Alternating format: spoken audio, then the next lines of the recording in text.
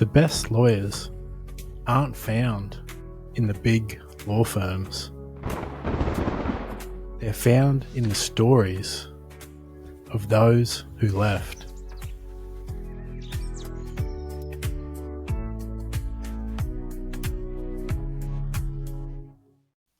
Hello, viewers and listeners of the Cell Life, the Self-Employed Lawyers League. I've got another member of the league with me today, Sarah Burke. And Sarah, today we're going to learn about your career, how you became a lawyer, and obviously how you made the best decision ever to become self-employed. So firstly, welcome to the show. Thank you. Thanks for having me. And question everyone gets, when, and you don't have to date yourself, not everyone wants to, but when did you decide to study law and why did you choose law as the career path? Well, to be honest, when I was in high school a long time ago, I did get into a legal or a law university course, but I didn't actually go down that path. I ended up doing a journalism undergraduate. I think it niggled at me that I didn't pursue a law degree. And after living overseas for a couple of years, after my journalism degree, I just felt that I wasn't working in journalism or media. I wasn't really working in roles that were fulfilling me, challenging me, giving me any kind of passion, that I decided to come back to Australia and go to university. I'd only been out for 4 or 5 years working. So I went back and I did a postgrad, a Juris Doctor, and really threw myself into it. And to be honest, I probably wasn't ready straight out of school anyway, because a law degree is a lot of work and you've got to put in the work to get the marks and then ultimately get the job. So I'm glad that I didn't do it first. I'm glad I had a small amount of life experience, especially after living overseas. So I was able to manage my own time. I was able to dedicate my time to study. I guess had a bit of fun, so I was ready to knuckle down. And I really did enjoy the law degree as much as it was tough at times because of that, because I was able to dedicate my time more so and be able to say, no, I'm going to put this first for a few years. Yeah. So that was well over. I've been a commercial lawyer for more than 10 years, so that's a long time ago, add in the degree and the graduate year. So was there anything about the journalism that you missed? Or what was that like from a young age you wanted to pursue journalism? Or I did, and part of my course, my bachelor degree, is that you did go out and do some work experience, and I did some work experience. I freelanced for a magazine. I really did enjoy the writing.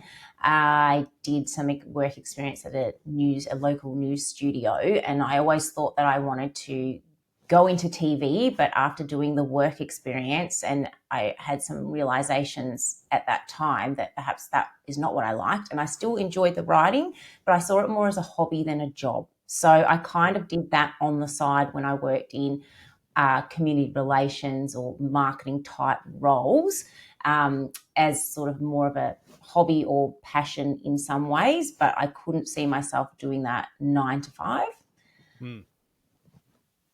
Yeah. So, and with your law degree, because you went later, and I was obviously in my late 20s when I started studying, and I couldn't fathom the 18 or 17-year-olds sometimes in the class. And I was like, how are you making this decision to go into this much debt to know I want to do this forever? I couldn't, in my brain at 18, there's no way I would have known I could do law and no, it's amazing.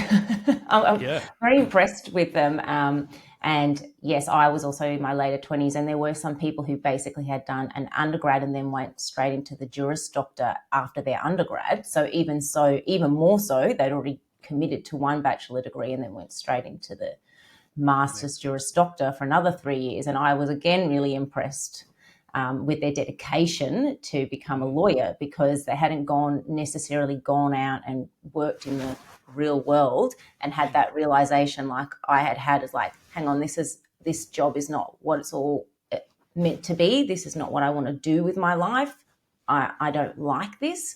and then come back and make that decision that you want to go down a certain pathway, whether it be a lawyer, teacher, or whatever.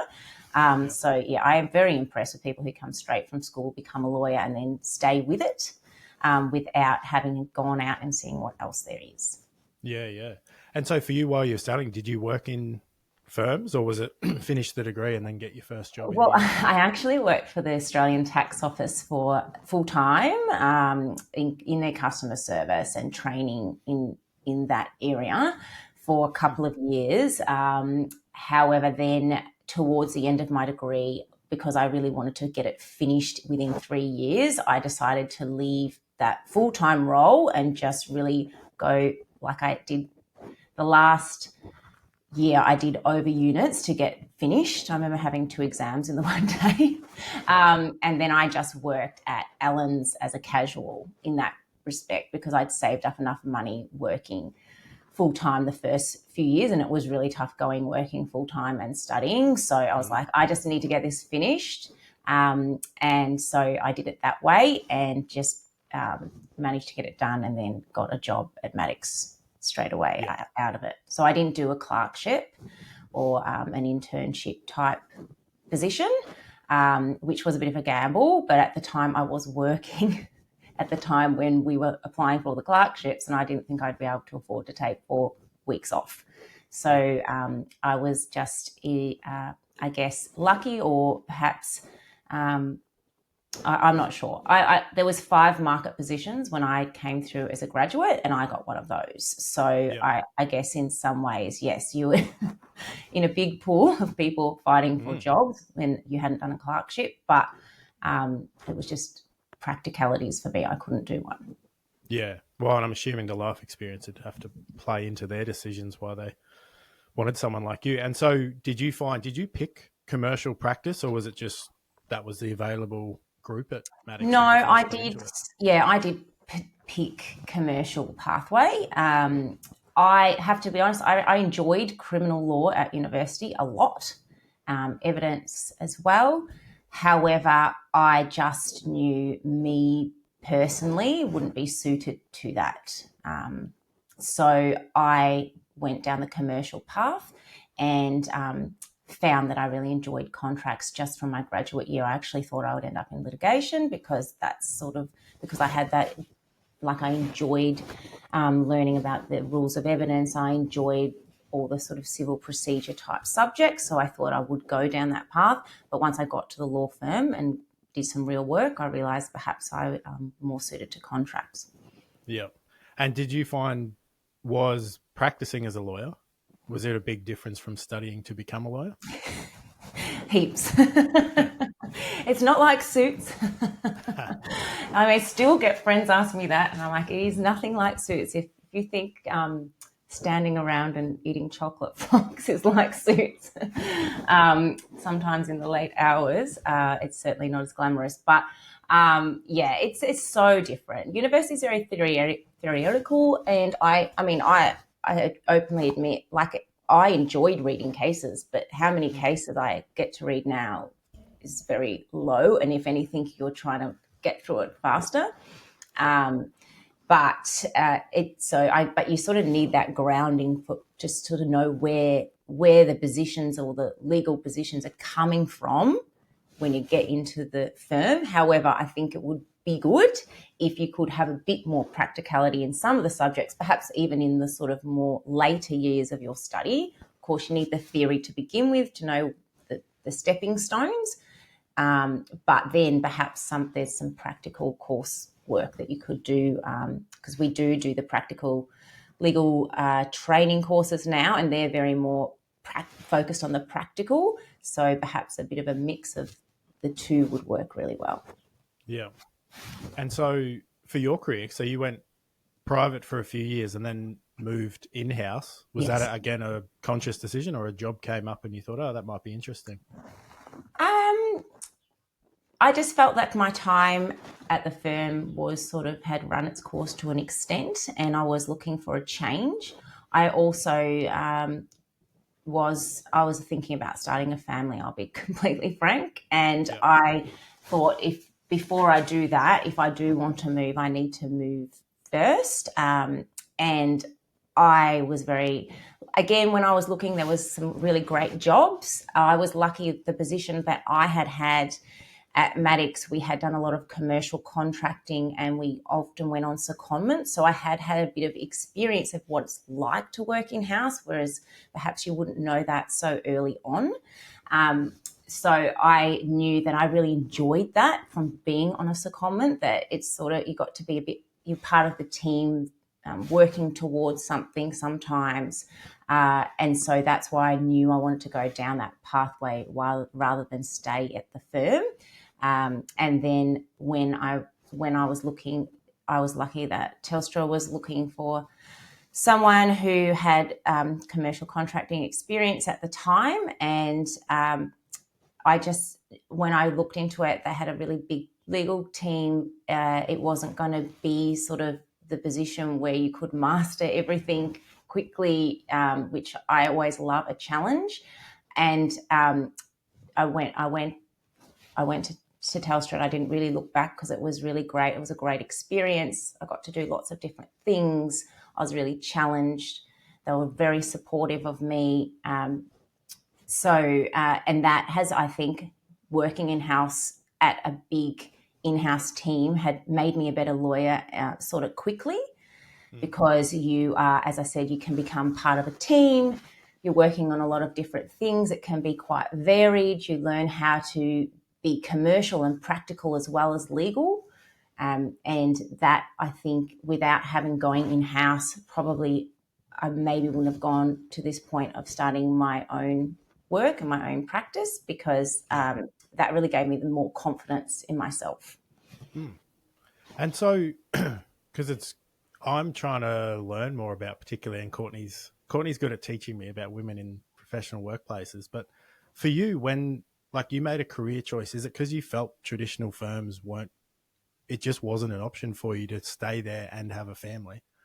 Or was it not at all. It's that, again, super flexible, supportive of women where I had worked. However, as I was feeling that, I looked ahead of the career path at the firm and I didn't see myself there. Yep. So when you're thinking of starting a family or getting married or whatever it may be, you've got to factor that into the fact that perhaps you're going to sort of be somewhere for a long time, maybe. I don't know how to explain it.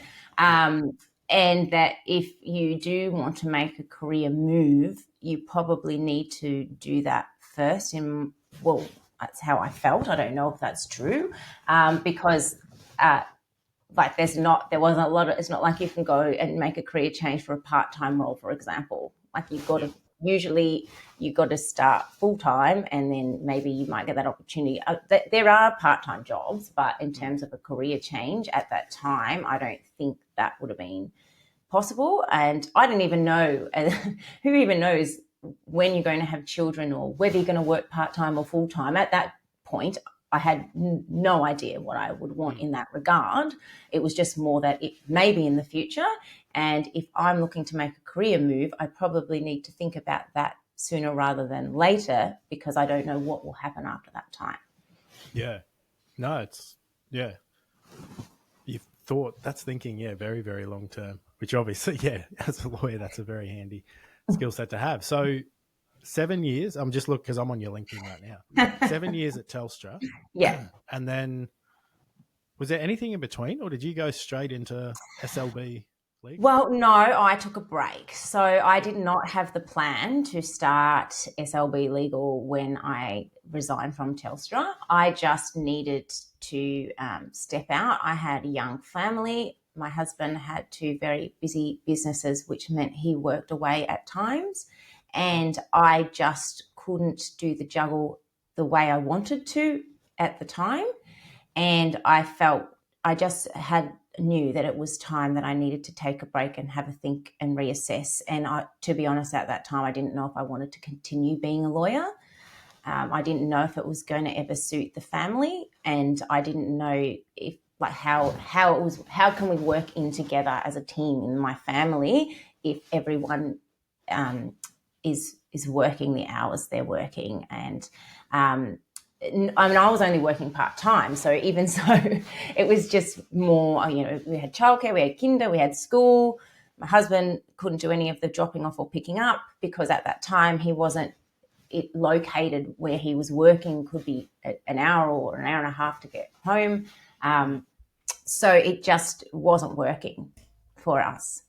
And I was lucky that I was in a position that I could put my hand up and say, well, I'm going to step out and I'm going to reassess what's going on here and we're going to figure something out.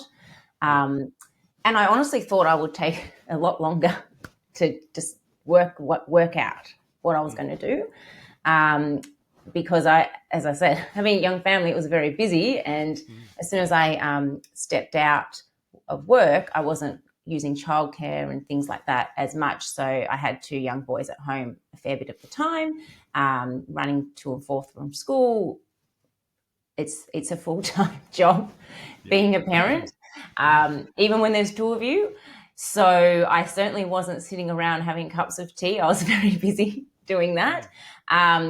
But it didn't take long for me to start feeling that I wanted to do something else, and I still did enjoy being a lawyer. And a couple of people had been asking me, can you work for yourself? So I explored that, and that's how I come to be SLB Legal. And even when I started SLB Legal, I thought, well, I could work as a consultant or a contractor. Perhaps maybe that will work better because it's not a long-term commitment all the time when you're working full-time or whatever the hours are. And it just honestly evolved from that. Basically, a few people asking me to work for them. And then I realised, well, I'll go and do the course. And I could always do some contract roles. There is often flexibility in those, in that, especially with there's sort of secondment type roles where they need someone 3 or 4 days or whatever time a week, or maybe for a short period of time. But then SLB Legal was born, and from that I realised there are definitely small and medium businesses out there that are looking for lawyers, not necessarily big firms, and then maybe they might like to come to me. Yeah. And so it wasn't a like from the very start of studying everything, you're like, I'm going to start my own firm. This was just Not at all. literally an organic. That's the best business Not, that's come out of not it. at all. And it is completely evolved, because honestly, I actually do remember saying in my interview when I went to the law firm, oh yes, I see myself in 5-6 years a senior associate. Like, I honestly thought that's what I would do. Oh, then hopefully, I can work really hard. Who knows? I could try and be a partner. But then you go and the reality isn't what you want. So then you create your own path. Yeah. No, I'm just remembering when I interviewed, I think I told them 2 years and then I want to be partner. They said, no one does that. I said, what if I get you a heap of work? And then that's when they gave me a business development role instead of a first year lawyer role. Because I just had and I was similar. I mean, I knew within 6 months, I don't want to, you could see the path. And I guess that's coming into it later. You can see what the next 5 years might be. And I was like, oh, no, young family. I like spending time with Courtney and Corby. I'm not going to grind out for someone else's empire. I'll try and do my own thing. And so, well, SLB's now it's over 2 years now, isn't it? Yes, but I would say the first 12 months was very much, like, I think I've said it before, the soft launch, where I wasn't necessarily going out saying, hello world, here I am. I was just working for friends and family, word of mouth. And then once I was in a different position with the family and the kids were a couple of going to school this year, that towards the end of last year is when I started trying to get out and market and grow the law firm or the solo practice. And what's been the experience first year? Because I mean, word of mouth for me, there's no. I mean, I was lucky. I was very lucky that I could do it that way, because there was not a lot of pressure on me, and I got to learn slowly in my own time what I needed, and just the very basics of I can even remember how long it took me to, because I didn't have a computer or anything, because you have everything at the workplace. So even that, getting all your Microsoft going, how am I going to send an invoice? Oh, how do I save all my matters? Where's my precedence? All of this. But because I was doing it so slowly, I was able to test things and figure out what I needed and make little goals. Okay, when I get to this point, then I'm going to get this software, and you can do trials and you can figure out what works. And then, now that I'm up and running a lot more and things moving a lot faster, I've already got all my tools there. So I wasn't trying to do it really fast, trying to get all my tools. I've been able to figure out which ones I like and which ones work, and now it works really well. But because I did it gradually, I've learned how to use everything. I've had to learn a lot about running a business, and even that I learn every single day, and I do love that because it's something completely different to being a lawyer. And I dare say there's probably a lot of us that aren't great at it. And so we have to learn, and I think it does make us more relatable to our clients, because I definitely get it when I'm speaking to a small or medium business owner. I'm like, I get it. I'm going through exactly the same thing as you. Might be different industry, but similar issues when you're running a business, wearing a lot of hats, learning how to delegate things that aren't your best hat, that type of thing. And it's great because it's just so challenging. Yeah. Well, and that leads me to the question I like to ask anyone, because obviously Courtney and myself run the Self-Employed Lawyers League. How have you found it? You've been in a couple of months, and is it something you would have benefited from at the beginning to help Philly learn some lessons maybe quicker? Yeah, and yes, definitely, because I joined recently and I probably don't have as much time to do all the training, and I really want to, because it would be all really very valuable, and it would be great when you're first starting out to join, and you could, if, for example, if you do have the opportunity to do it like me and sort of gradually find your way for a few months, you could join the league. You could do some of the training. You could take the stepping stones and sort of set up all your systems and processes, because that is something that can really help you down the line when things start getting faster and you're getting more work in. If you've got your systems and processes, if you're kind of doing in reverse, you've got less time to do it. So yeah, I definitely would have loved it. But I'm loving it now, and it's great. It's been great meeting all the other members, and because it can be a bit lonely when you're working by yourself. So having a network of other people, even if it's just to say hello a couple of times a week or once a week, and speak to some people that maybe are going through similar things or have some advice, who can share ideas. But also, if as a solo practitioner, you can't service everyone, but you might want to have a trusted other lawyer that you can refer your clients to, and this is a great way of finding those trusted lawyers. Yeah. No, and as you were saying, the mistakes, I think I've mentioned it every week. Well, at the How Can We Helps we do every week, that being in business is about making 1,000 mistakes. And we're learning that lawyers turns out, don't like making mistakes. And so encouraging them to go, no, this is a process of making mistakes. But what we're trying to do is build almost a Wikipedia of people like you who are 2 years into it. Some people are 15 years into it, and go, hey, do you mind sharing the lessons that you learned? So maybe the next batch doesn't have to go through the same, what the hell am I doing? How do I do this sort of freak out? Oh, 100%. If someone has said, oh, I've tried that tool and it's no good, that saves everyone the hassle of 2 months of not liking something. Yeah. No, that's great.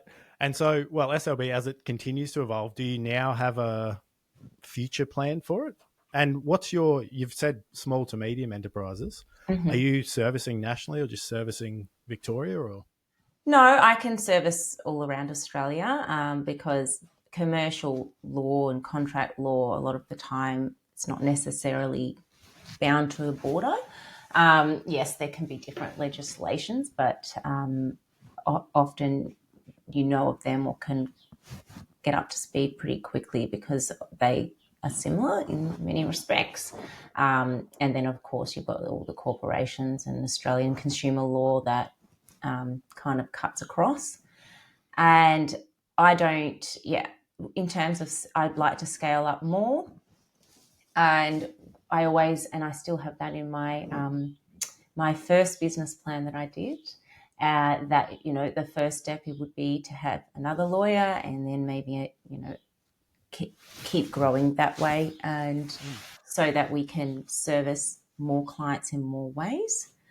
And then one day it would be really great if I could come up with something that can service sort of more of the smaller business market for a lower rate. And I still, that's sort of an ideal, because there are a lot of templates and things out there, but I'm not sure all of them are great. So if you could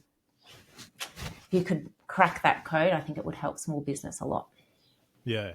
Well, and that I've been looking at, and that's partly with the league, is that ability to distribute knowledge or distribute quality information, evidence-based things that actually are truthful and work, not just a AI hallucination,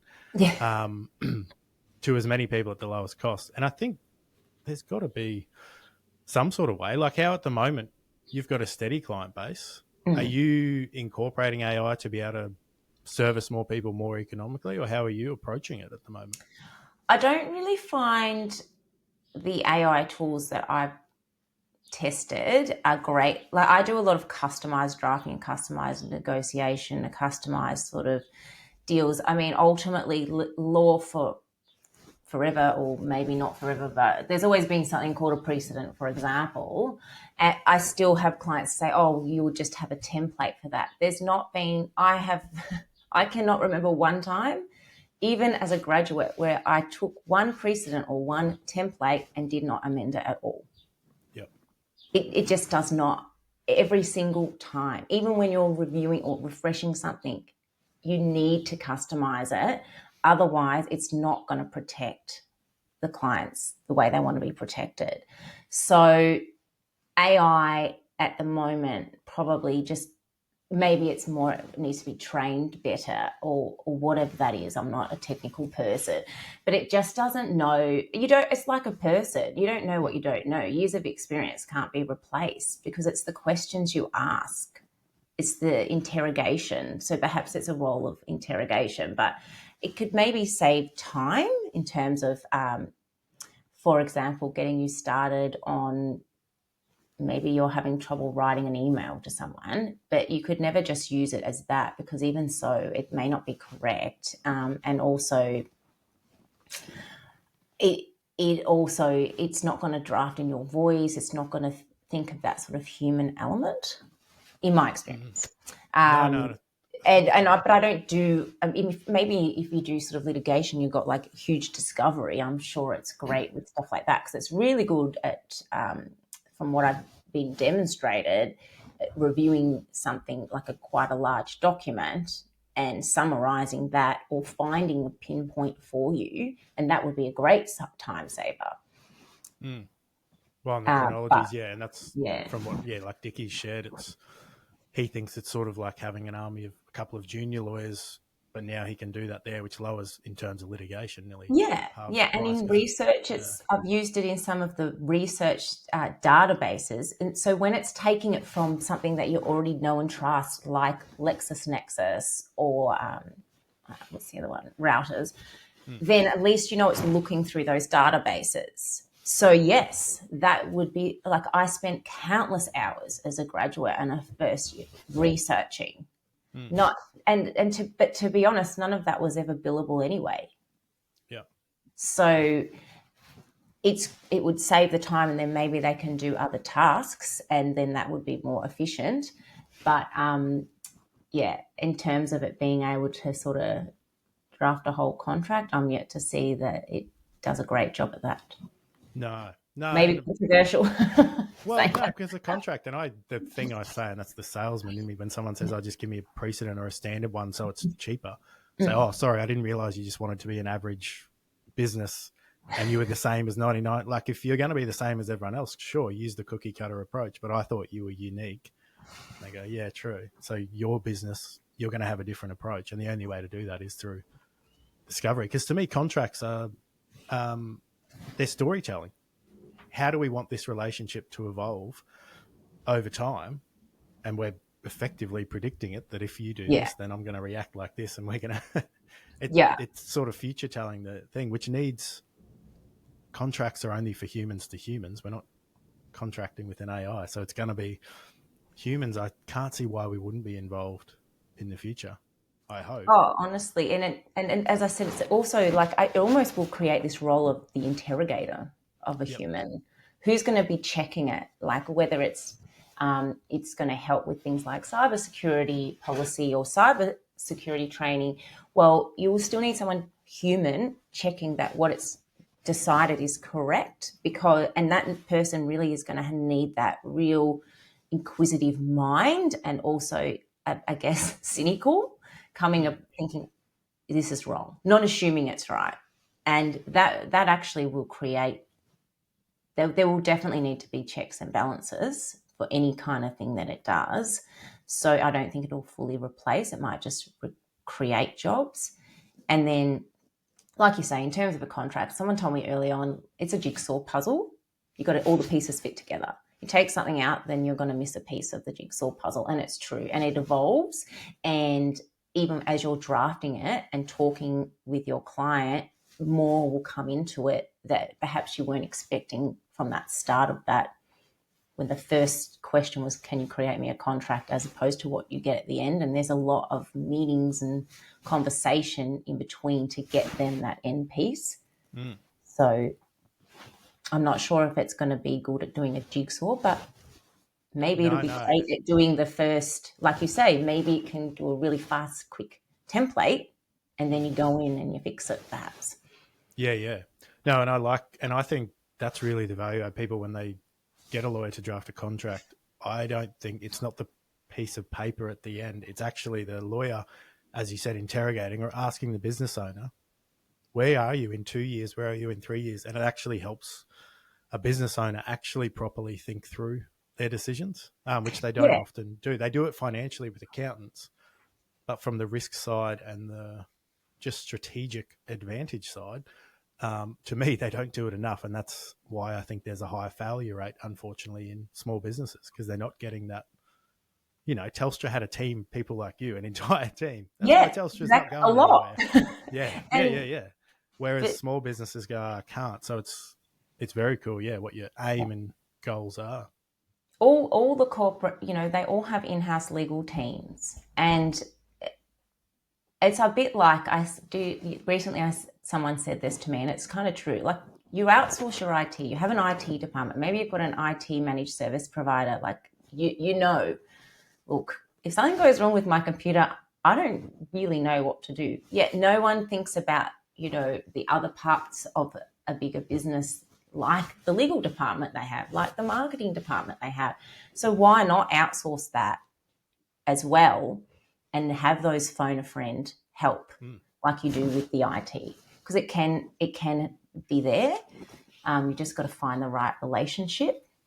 And it can, because the things that you look at when you're an in-house lawyer is as simple as checking a letter. You don't put your foot in it legally.